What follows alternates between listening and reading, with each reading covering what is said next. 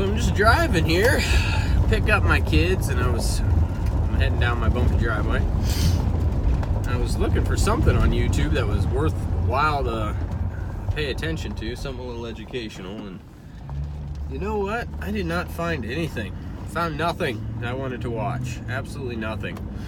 It's just all so damn negative, especially with this Vegas thing that happened last weekend. Everything's negative. Sorry, I'm super flushed, so you can see what happens when I eat things I shouldn't eat. Apparently, I don't know, I had some sauce from the restaurant or something that does not agree with me. So, again, I tried some, like, amino complex. Amino is kind of like a soy sauce, right? I was trying something else, but yeah, my face is on fire.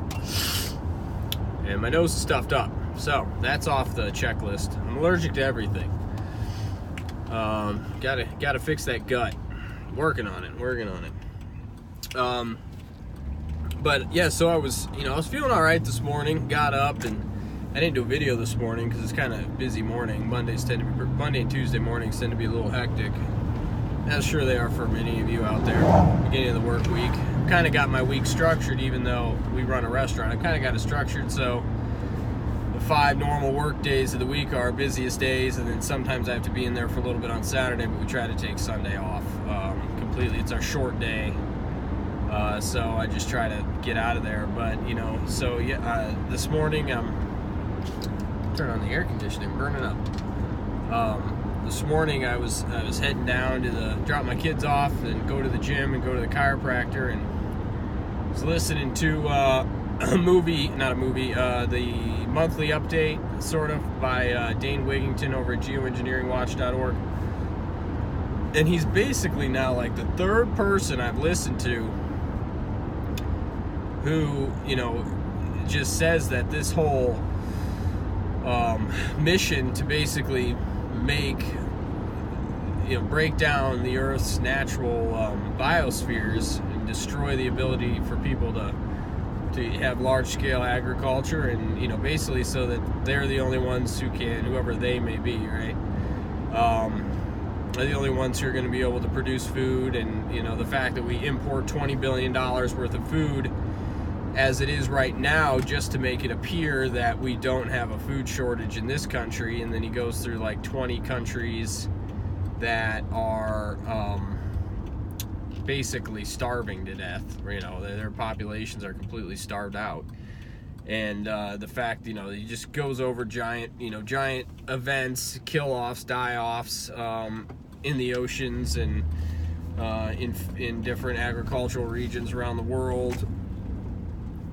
And the part that resonated with me in terms of what I've heard before is that by like 2023 we're not that we're gonna just people are just gonna be starving all over the planet.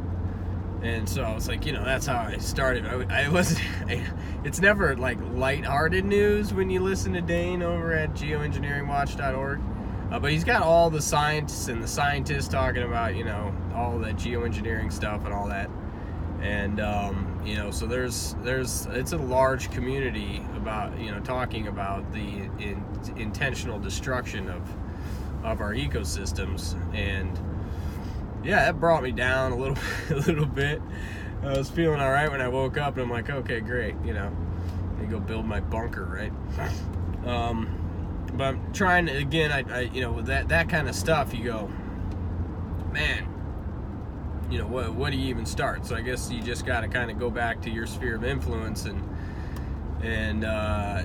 try to impact those around you that you can for the better. So, encouraging people to enrich their soils so that they can grow their own stuff, have good or high organic matter in their gardens and stuff, because that's what filters out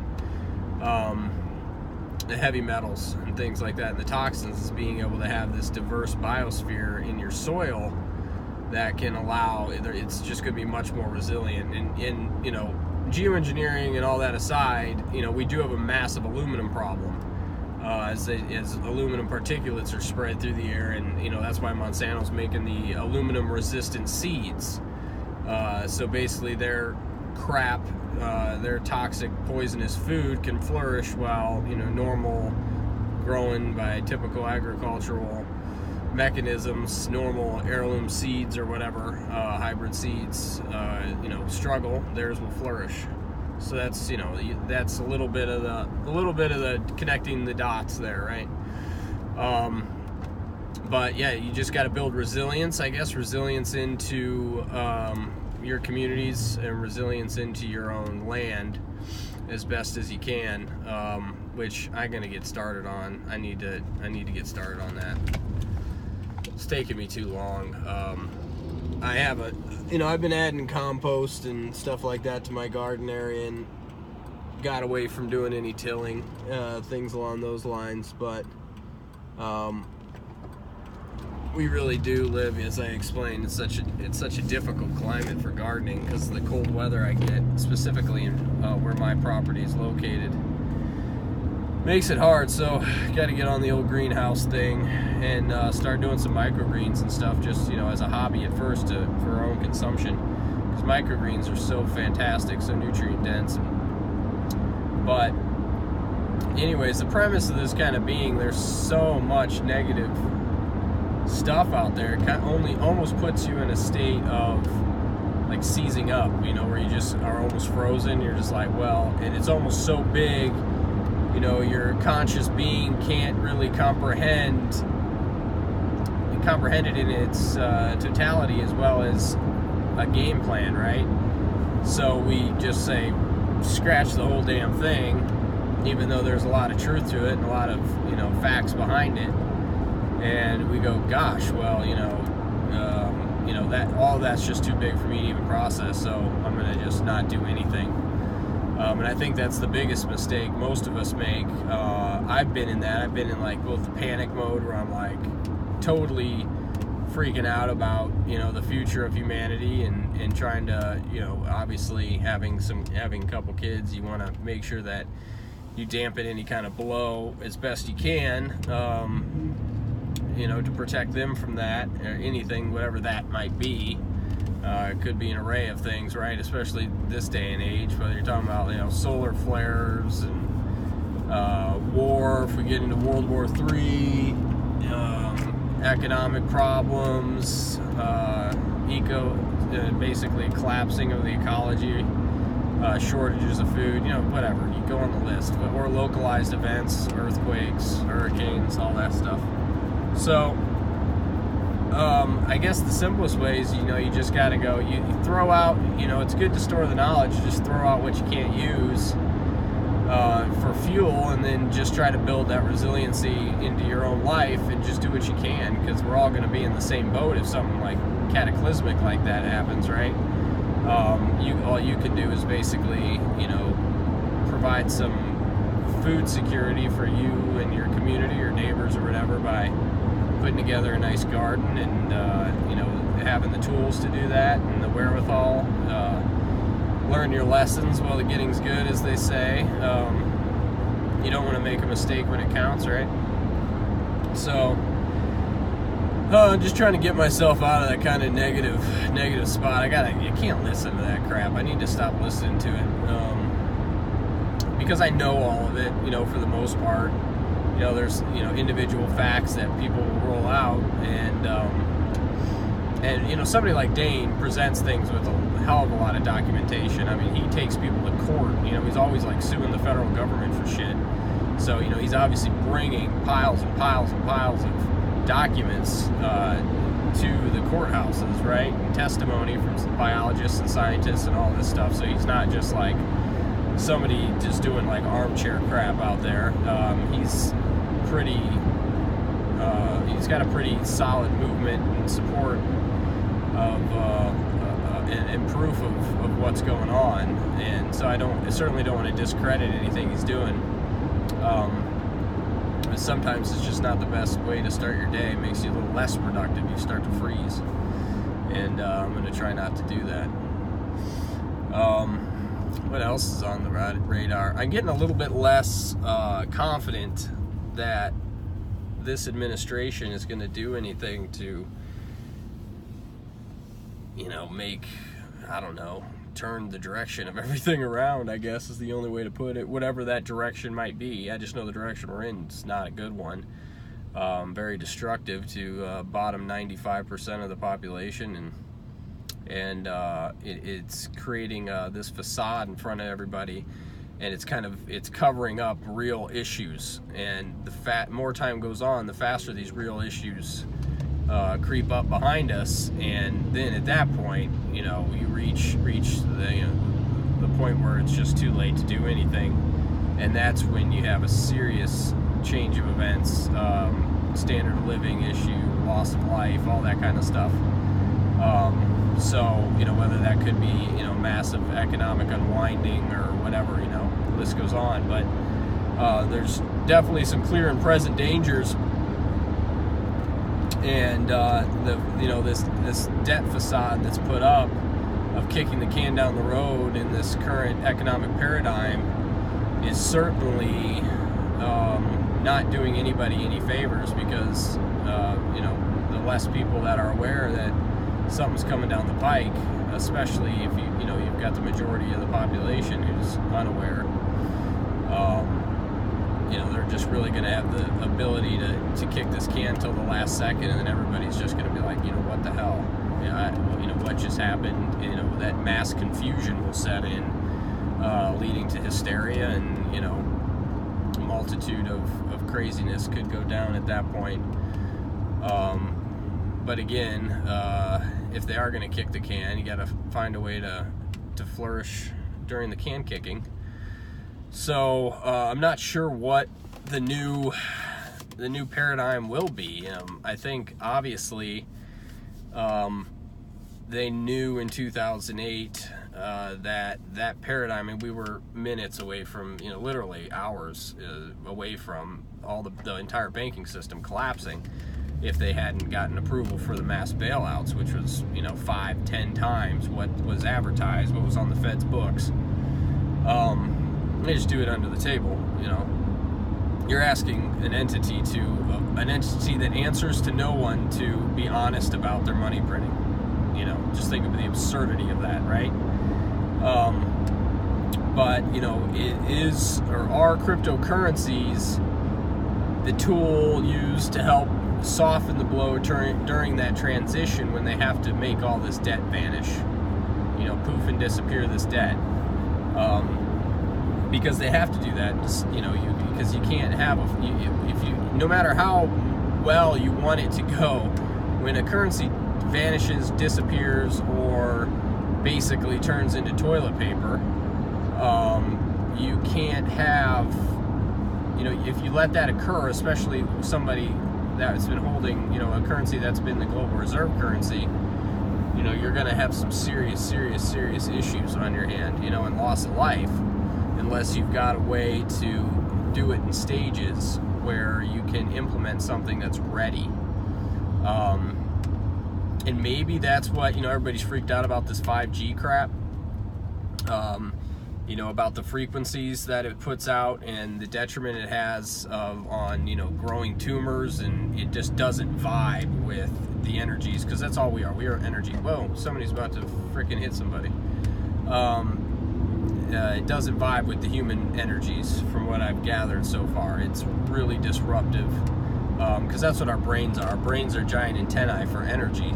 So you start throwing around too much or the wrong frequencies, you really scramble your brain pretty well.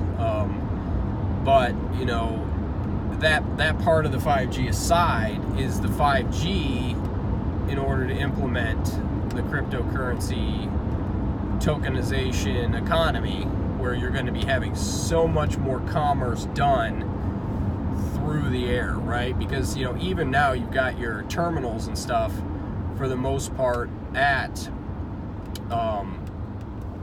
whatever, all these stores around me are going through hardline at some point there pretty quickly. But if you have so much commerce and transfer of funds going through wireless network, through cellular service and things like that, through the 4G now, or what would be 5G, that's a lot of data, and maybe that's the reason they want to roll this out,